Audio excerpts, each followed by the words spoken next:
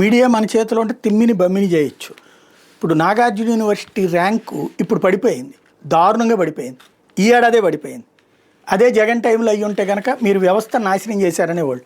జగన్ టైంలో ఉన్నటువంటి రేటింగ్ కంటే కూడా దారుణంగా పడిపోయినటువంటి అంశం ఇది. నేషనల్ ఇన్స్టిట్యూషనల్ ర్యాంకింగ్ ఫ్రేమ్వర్క్ విడుదల చేసిన ర్యాంకుల్లో ఆచార్య నాగార్జున విశ్వవిద్యాలయం బాగా వెనకబడింది.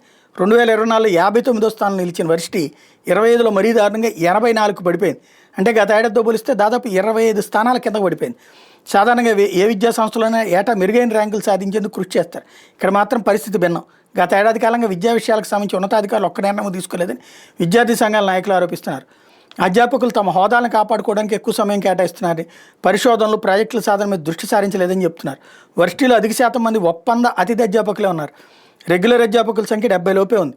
మెరుగైన ర్యాంక్ సాధించాలంటే ఏమేం చేయాలో దృష్టి పెట్టాలంటే పెట్టి ఉంటే ఫలితం వేరేగా ఉండేదంటూ ఈనాడే రాసుకొచ్చింది. కాబట్టి సిటీ ఎడిషన్లో రాసింది.